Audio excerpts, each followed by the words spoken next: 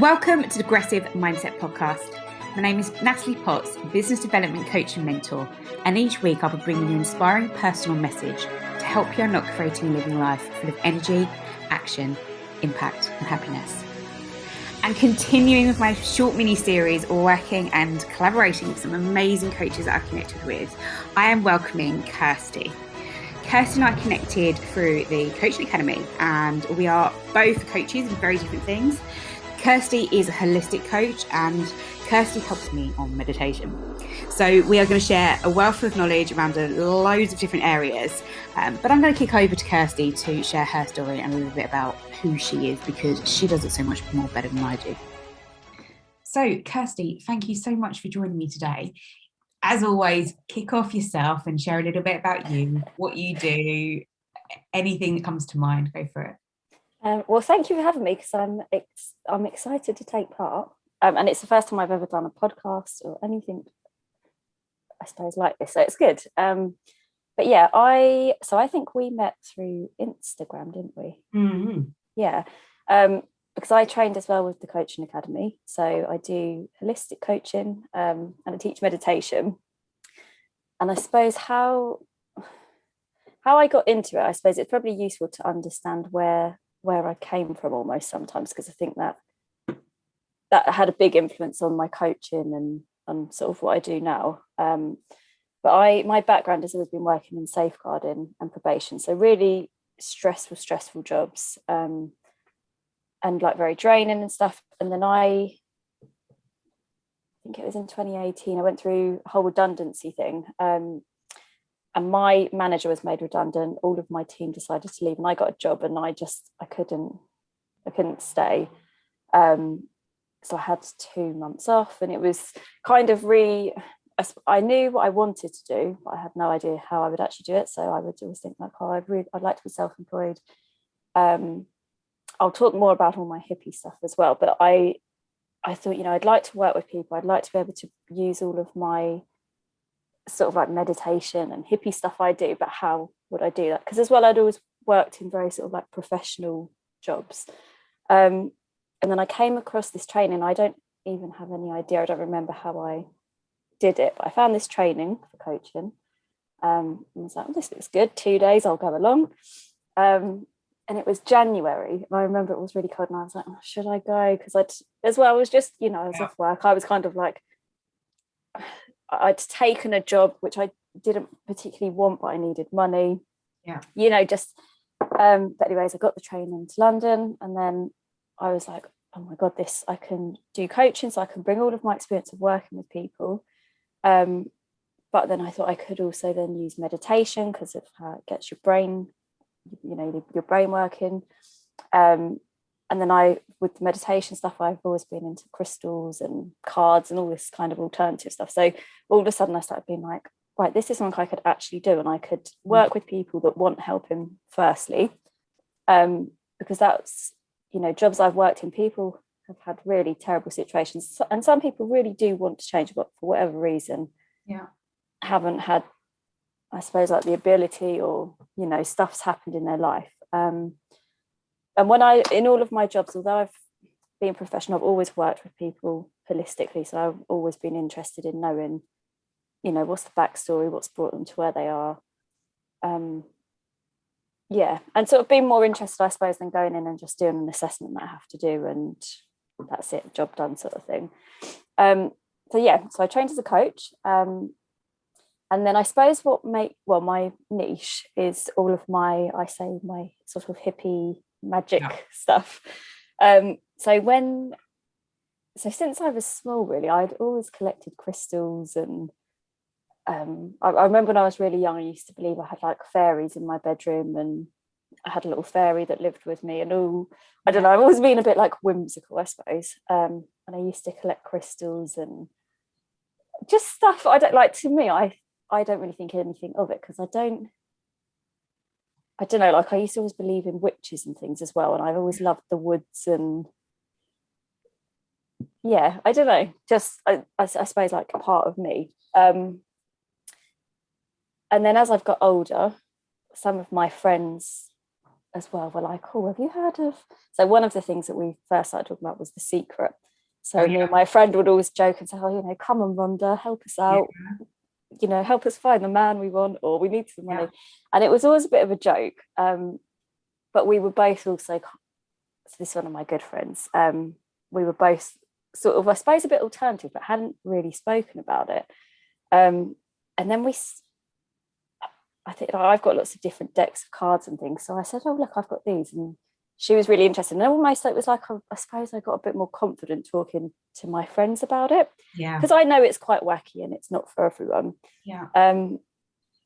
So I sort of, with friends, we'd have our little girly nights and get candles out and do cards, and you know, wear certain crystals in our bra. When one of my friends had a baby, I got her a moonstone necklace because I knew that was good for pregnancy. So it was just sort of, you know, part of our friendship as well, really. And then when I went through the whole redundancy thing, I suppose I'd been doing all this alternative stuff myself, and again, I don't really think about it, because same with like the meditation stuff, I'd always kind of done it, not it wasn't almost like a conscious thing. But so we were going through, you know, the whole retender, and it was really, really stressful, and I was like, well, maybe I should just like say to the team, look, you know, I'm not saying that this is like going to make things better, but I've got these cards and they're all positive. So I brought some stuff into work, and people were actually really interested, and then everyone was like, oh, can you do some cards for me? Can you do some cards for me? But yeah, so then I was like, oh, okay, well, people are interested. Are you talking cards? Do you mean tarot cards? So I don't use tarot, but I have like healing cards, angel cards, animal cards, because so again, like this stuff, I've always liked it, and who knows if it works or not, but I think if, like for me, if I've been having a bit of a tough time, having like a positive message, whether it's true or not, helps me be like, okay, no, things are going to be all right. And that works for you. And I wish that I was, you know, I'd be like somebody that goes running and stuff as well, but that's never really been me. I'm a lot more sort of like, have a bit, you know, have a long bath, have my candles, do some meditation, and sort of do all that, you know, and then do my cards or crystals, whatever. Because I think for me, it's like, it's that energy thing. It's positive energy, it's good messages, and also, you know, I don't know whether these cards, I guess thinking with the law of attraction, isn't it, like you just mentioned there, which is one to burn, and if you haven't seen it, I think it's still on Netflix, isn't it? The Secret. It is, and I've actually got a book which is The Secret book, but it's every single day is like a different quote or a different statement, just something to get, you know, different question to get you thinking. And very much like you say, I used to say the word woo woo, because people would say, oh, you know, my mum would be like, oh, she's on the self-help stuff again, and I was like, no.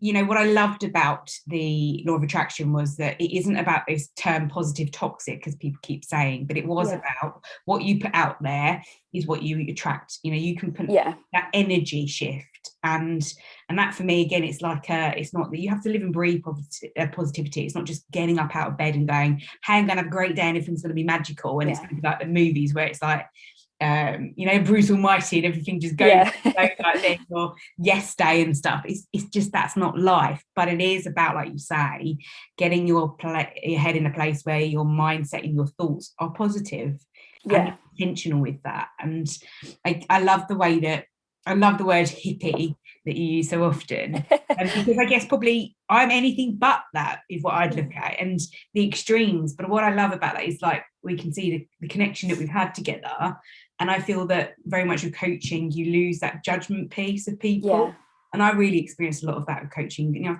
that's like, I did the academy back in 2015, so quite a while ago now, but it takes time. It really was a struggle to not judge people, because I've been in a corporate role where I was paid for judgment.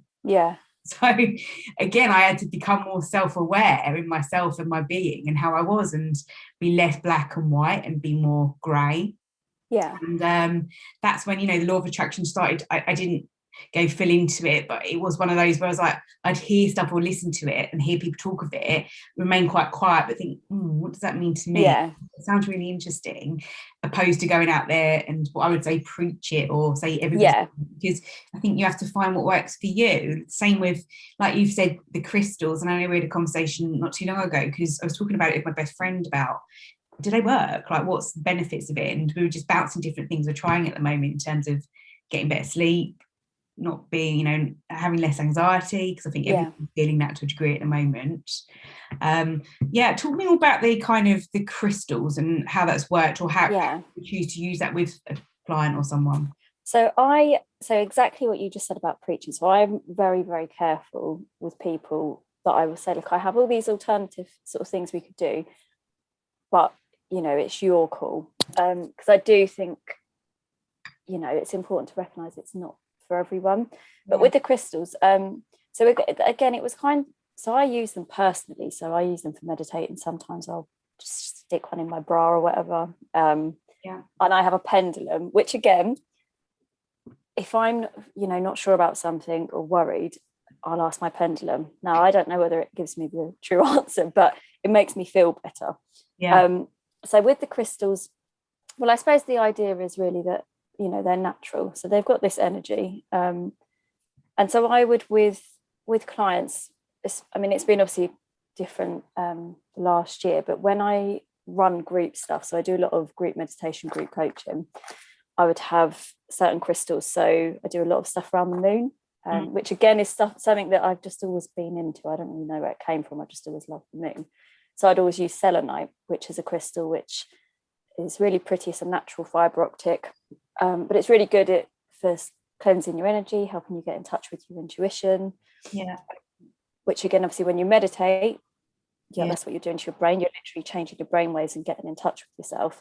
So they're all, I suppose, things that kind of aid the meditation. And then, you know, obviously in turn with clients, if I'm coaching, I will say, okay, so I offer meditation, I can offer crystals. I am going to train in Reiki, so that will be something else that I've heard of Reiki. But I explain to people, you know, with the crystals and the card stuff, that I have no evidence that that's scientific work. So I will always say, look, it's so and Kai, like, give it a go if you want to. But with meditation, you know, there's so much science behind that, and what it actually does, not only for our minds, but physically. So I'll talk to people about that. And then, like I say, when I've done stuff and said, look, I've got these crystals, or what is it that, so I'll always say to people, you know, so what is it that you want to get? And I've had, especially with group stuff, I would get a lot of people with either pain management stuff or anxiety. So then I could tailor things and be like, right, okay, so I can bring, I'll bring quartz into this meditation session today. And again, I always, you know, gave people the chance, but I was surprised how receptive people were and interested in it. And, you know, I'm like, great if people are interested. Lovely. And I do, sorry, go on. No, I was saying massively because I did your meditation not too long ago, and because I've been exploring it, I think, I mean, a couple of years ago when I had some burnout time, and time off of work, I went and did meditation. And it was, for me, it was I was more distracted with the people in the room, and then like that, you know, when you close your eyes, but you're opening one eye to see, looking, what are they really doing this? I thought it was an interesting experience, but it was too structured for me. Whereas I actually then realised, okay, so what I do want is I want to be doing it probably more at home, very calm. I'm very, like I said to you before, probably more morning person with it. Yeah. And the practices and just trying to be in a moment. And I think not overthinking if you want to get into meditation, and I am complete novice, but that you've just got to start somewhere and build and find what's right for you. Yeah, absolutely. And I think that's you know, with everything, like, people will say to me, oh, what's meditation going to do? If I use crystals, what will it do? And there's not, like, I don't ever think there's really a black and white answer, because it is very much find what works for you. Because I love meditating, but sometimes I have to be in the mood. So the other day I was really, you know, I was in that kind of,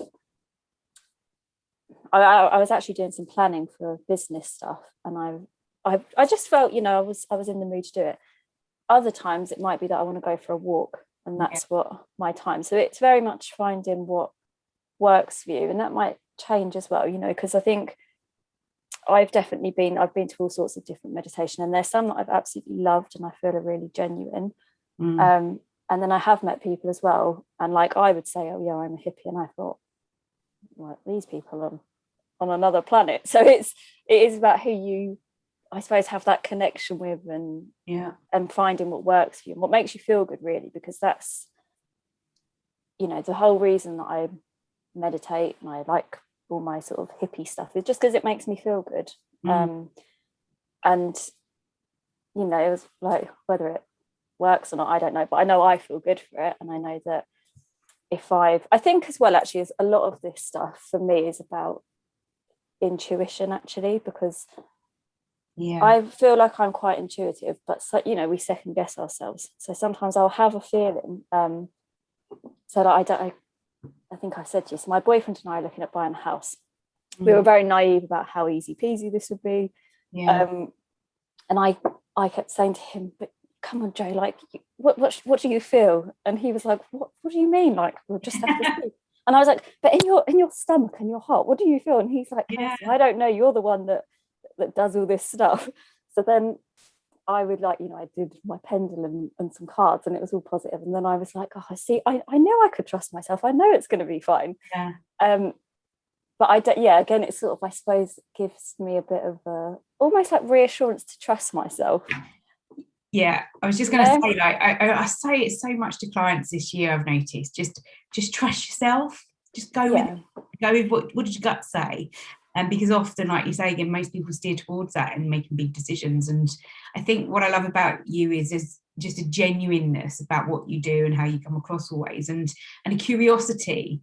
It's like we've got to seek all the answers and have the answers and know what's right, and have done things yesterday, and, you know, I need to build this by, you know, years. We've got all these assumptions, all these expectations, and then when they don't come to fruition, we get disappointed, or we think we're not as good as we need to be, and then we'll procrastinate, or we'll, you know, imposter syndrome, all those types of things. So the fact, like you say, is, again, and what I guess coaches tend to do it more so in my experience, and I guess, look, I'm in that world, so of course you're going to see it more, but we're very conscious of our own development and our own journeys alongside and parallel to the business we're creating, the businesses we're working in, or whatever we are doing in life. So that becomes part of it. And then I guess that, you know, you practice what you preach, and that's important and genuine as well. So and like you just think, giving it a go. And it isn't the curiosity part I love, because it's not, you're not working with people that say, well,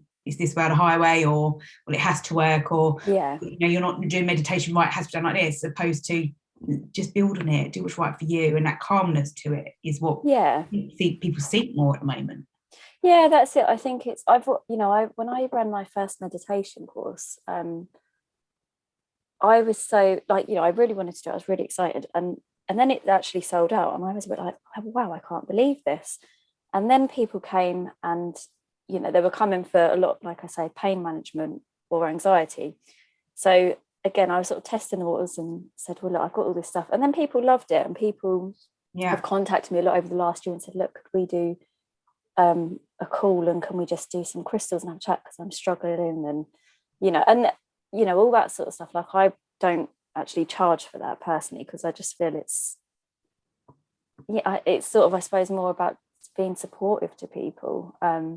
So I've kept in touch with people, and we might just do, you know, like a half-hour catch-up, have a chat. I might do some cards, and then they say, oh, I feel so much better for that, you know, that message that you got really resonated. And, you know, that makes me feel nice as well, I suppose, if you know that you can talk with people and help them. And something actually last year that somebody said to me, this man that had come to my course was like, oh, you know, Kirsty, you're like a real guru. And I started laughing. And because as well, I don't, you know, the nature of coaching, we don't give advice, you know, it's what do you think?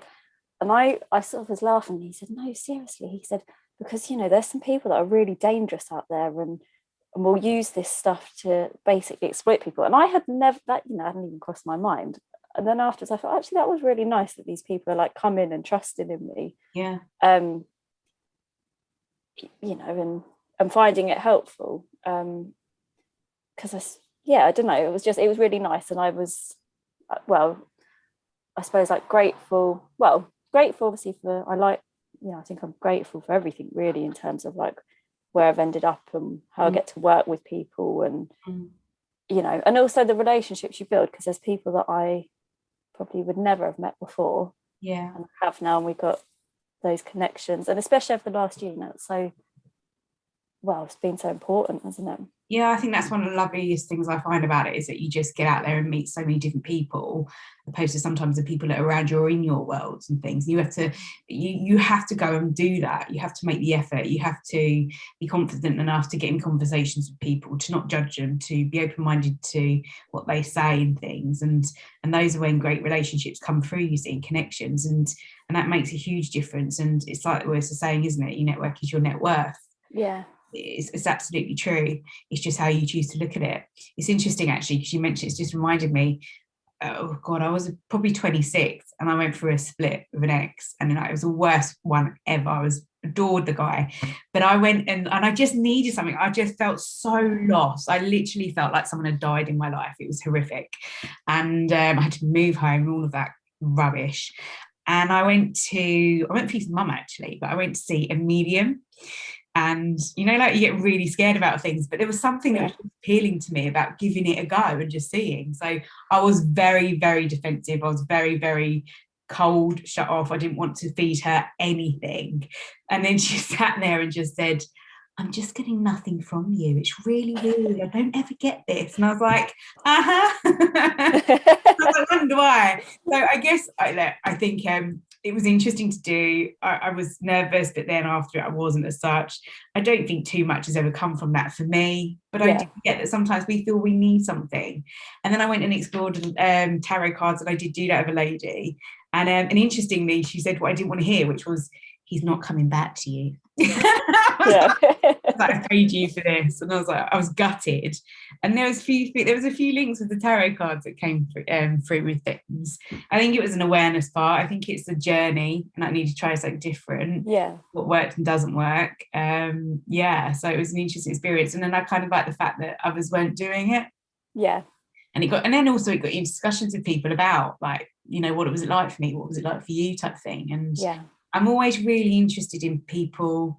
This is really bad stereotypical view here, but I guess bodybuilders or people that are very black and white, and then they talk about the law of attraction and things, and I think, they're very I wouldn't associate law of attraction with them, which I know for me that's bad, it's judging them, but it always interests me to go deliberately and have conversations with those people, because they're almost like the niche in their world talking about those things. It's like, that takes a confidence to do that, doesn't it? Really does. It is. I think that's it as well. Like sometimes I think as well, like sometimes, like you say, I'll talk to somebody and then they'll come out with one. I'm like, I never would have thought that they would be into that stuff. But I suppose actually similarly, my jobs before were very professional, and like it was safeguarding, probation and stuff. So not, you're not generally going into work and dealing with nice stuff. And I can be quite direct and to the point, and then I suppose then there's this like other side to me, and people would then always sort of be a bit like, oh, I didn't know you did this, tell me more, but I think as well it's interesting what you said, because I'm 31 now, I'm 32 this year, but in my 20s, like I would say definitely my early 20s, I really struggled because I felt like I should have stuff figured out, and I should be doing this and I should be doing that. And my friend and I would say that as when we were going for walks every day, and it was almost like we were like counselling each other, and we'd send each other a message, like a positive thing every day, or we'd buy each other a little crystal, and just to like support each other, because I think, this is sort of off track but not off track, but I think in my 20s I had a few really bad relationships, like sort of trying to build my career, but also wasn't really sure what I wanted. So these, for me, all that kind of, my cards and crystals and things just helped me almost sometimes, I suppose, like to cope and to be like, things will be okay, things will, it will sort of sort itself out. And like my mum had been very, my mum was really, really ill on and off for 10 years. So there was lots of stuff, and I was feeling like I should be an adult, but not really feeling an adult. And then, all that stuff kind of helped me. But also, I suppose it takes me back to being like a bit of a child, and all the things I loved when I was little, but now I understand them a bit more, if that makes sense. God, isn't that interesting? Do you remember, so a couple of weeks ago we both did neuroscience and coaching, didn't we? New day. And I was actually writing it up last night and just looking at it again as kind of actions in terms of how can I take bits for myself and how can I build this with clients. The same as I've done mindfulness and coaching as well, and I take certain elements at certain points that it's relevant, although predominantly stick to my path and niche of business coaching. But they definitely come into light, or they can be shares for clients to go away and try this, do this, see the differences it makes. And the biggest thing that came through that, I think for a lot of people as well, was that the healthy mind, the 6 elements that a healthy mind needs, and one of them was play and social connection. And then when we broke out into our little coaching session parts, the lady then who was coaching me at the time, she broke it down with me, and then I came over, got two or three actions. Granted, it was only 5 minutes coaching, but I literally, because we know what we're doing, I got straight to the action points. And part of that was about just actually deliberately and intentionally planning time to, especially at the moment, because I just don't do it. I'm very set on a routine at the moment and structured because we can't do a lot. But it was to deliberately reach out to friends and things and say, and like you just say, doing lovely things like for a friend like that, and or just sending someone flowers and showing gratitude for the relationship you have with them. But making sure I do a bit more play and social connection, fun stuff. I can easily get very focused and very driven, but that means that sometimes like downtimes I've struggled doing downtime, and I have to consciously again do that. But this real play part, and what does play mean to me? What do I want to be doing, seeing, feeling when I'm doing that? So who can be around me and do that as well, So I think it's really, really interesting. That I think I don't have the answer to it at the moment. It's still that reflection part. But you're right, I think we get to a point of life where we think we have to be this, we have to show up like this all the time, and just have a laugh and have some fun with what we do. That's it. And that's, you just said something and I thought, that's really made me think of something, and now I can't think of it. It's like the playing connection, isn't it? Yeah, it was. I've just remembered, sorry. It was, so I as well can, I'm quite, I'm driven, I'm not very patient, so I like to have things done now, on to the next thing. I'm quite sort of fast paced, I suppose. But I think, like you said, once I was off work with stress for 2 months and the whole redundancy thing, and I suppose like had to almost, like, it sounds really cheesy, but reconnect with myself and be like, right, what am I doing that, what do I actually want from me? What is stuff that I feel like I should be doing? And then it was really that thing again of like, actually, right, I need to just trust myself and my intuition. And that's again, where I suppose I started, things that I'd always liked doing just became more of a daily thing and not really conscious.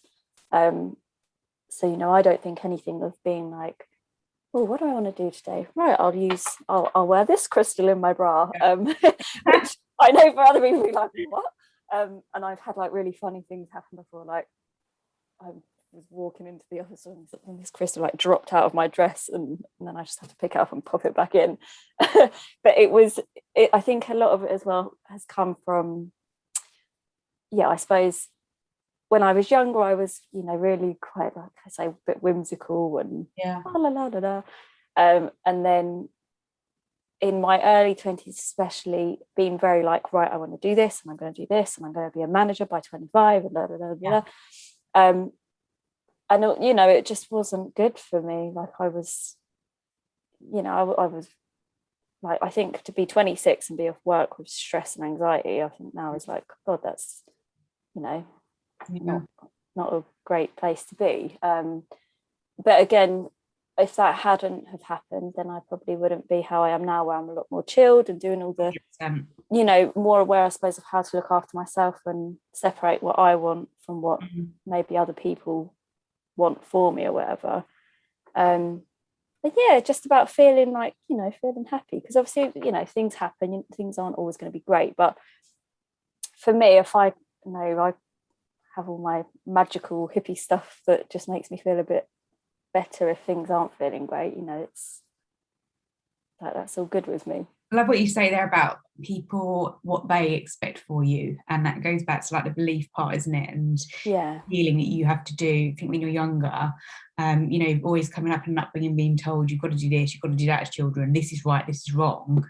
And when do we kind of institutionalize in ourselves what is right, what is wrong, what do we want to be, what do you want to do, what do you want to have, and not feel that we're very, if we don't stick to that, then almost we can feel quite unsafe, can't we? Yeah. Or that life's harder because and often naturally a default is people are very, unfortunately, naturally think quite negative, but also think what's easy, what's the easy route, what's going to get me that quickest. And I think it's powerful to have this reflection. I think if you were to go back, and I'd love to work with younger people in a way, I don't think it'd have enough drive and pace for me for what I'd see that to be, but I think you could really get something from working with younger people that I think when I look back at my 18 and do you know what I'm going to do, and the only reason I went to university was because I just didn't know what to do.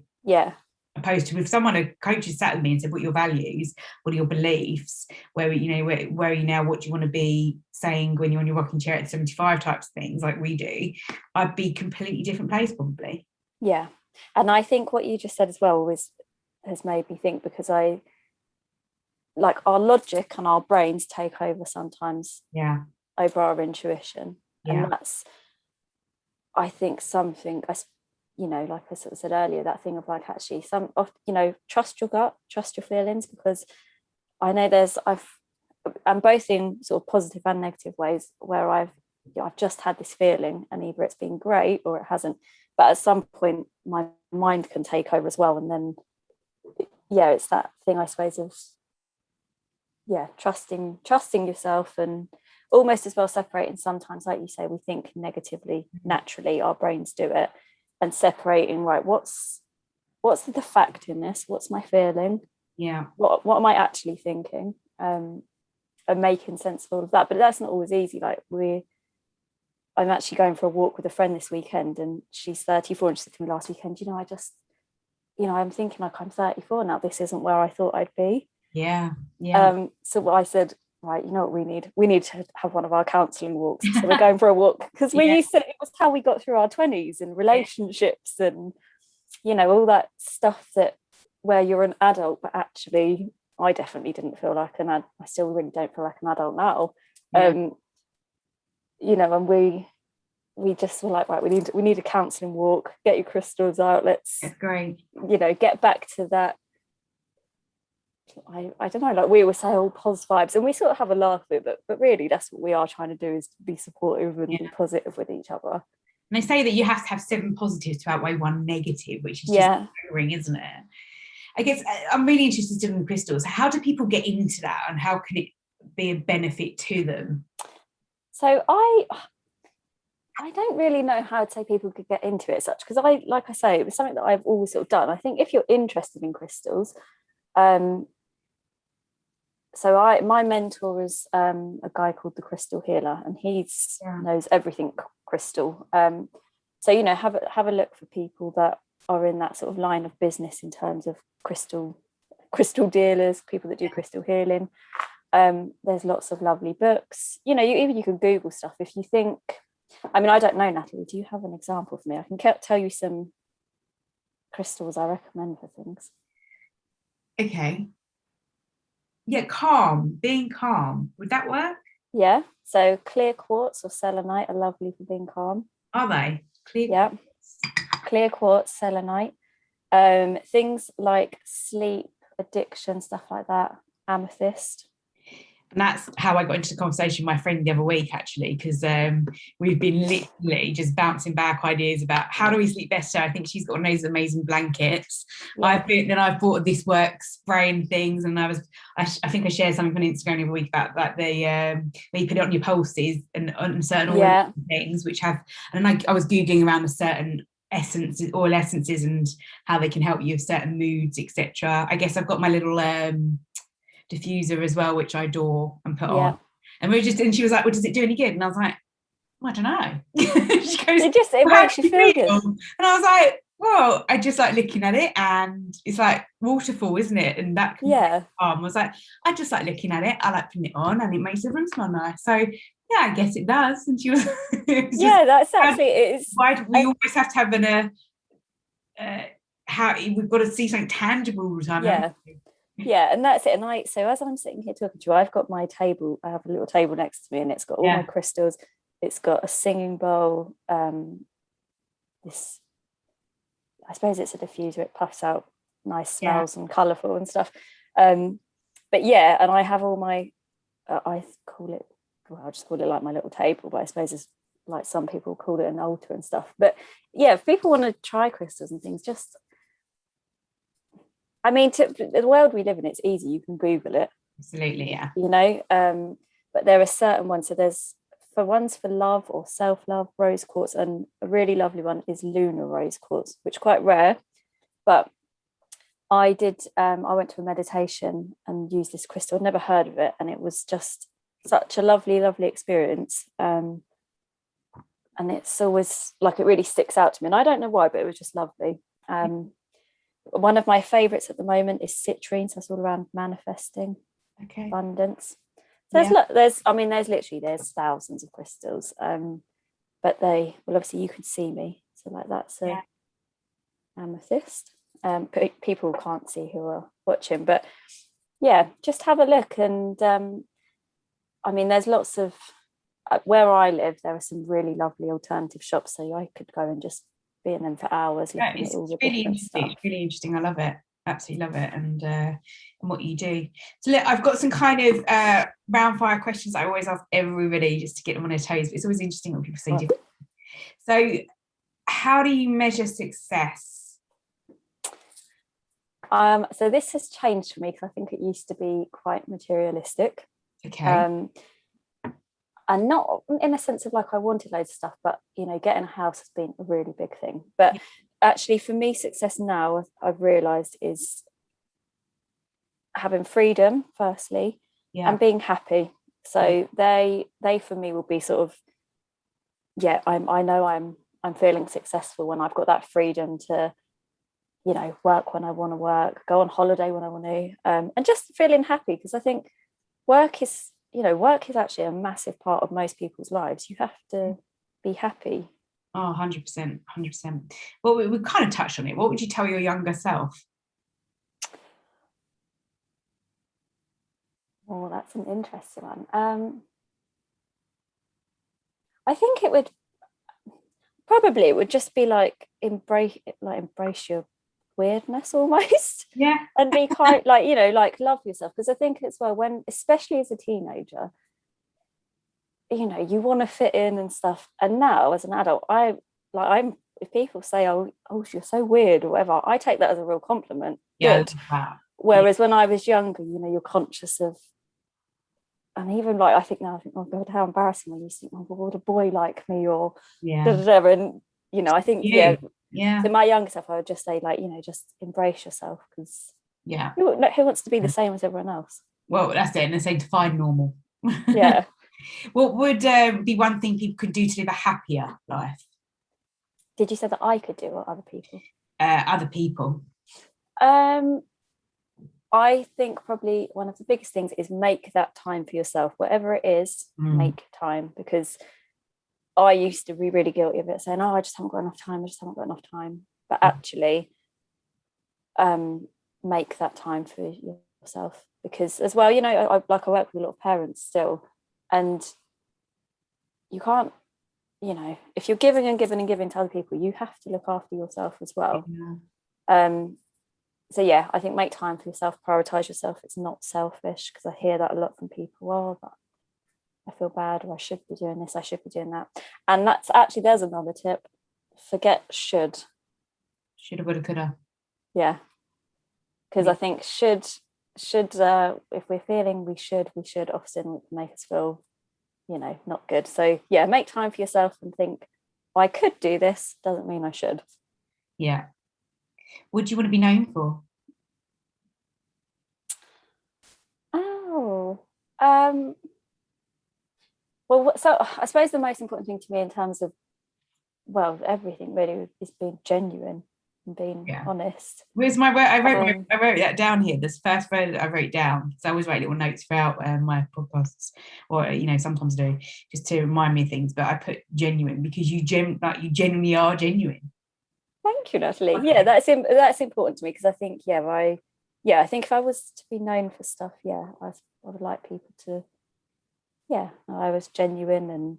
And we both do disc, don't we? But my 3 graphs were all the same. And when I did the accreditation, they said, if that's what, if your graph's like this, you're pretty much what you see is what you get. And I was like, actually, that's really true. Which can be great, but, obviously it maybe doesn't have its great sides if I'm that's not feeling something, but it's being truthful and raising your awareness so you can work out what does that mean to you and how can you use that really moving forward. It's interesting. Final one then. So what can people do to live a more purposeful life? It's slightly different, happier. So I think purposeful. Now I'm trying to think how to say this in my mind. I think actually what it is sort of what we've spoken about already, is getting clear on what is it that you actually want for yourself, and being clear on that, because I think it is really easy to get swept up in what we think we should be doing or what we're told we should be doing. So I think, if you can get really clear with yourself and be like, actually, this is what drives me, this is what's really important to me, then you kind of got your purpose then, because once you've once you know what it is that's important to you, then from there you can move forward, can't you? You can take action. If you're not really sure on, well, what is it that's important to me, how do you move forward, if that makes sense? And have sort of your purpose. Love that. So look, a wealth of ideas, information there. Where can people find you and more about what you do? So I'm on Instagram, Facebook, LinkedIn. And it's Kirsty at Cocoon, but with a K. So like a butterfly cocoon. But a K because of Kirsty. And when's your next meditation? So I'm going to plan to do, hopefully in the nicest way, but a full moon meditation at the end of March, and then fingers crossed can start working in person again with all the restrictions lifted. That'd be great for sure. Thank you so much for listening to my podcast, and a huge thank you for Kirsty for joining me. I was so excited that you came on. If you enjoyed this episode, I highly recommend that you check out the previous ones exploring business, relationships, mindset and goal setting.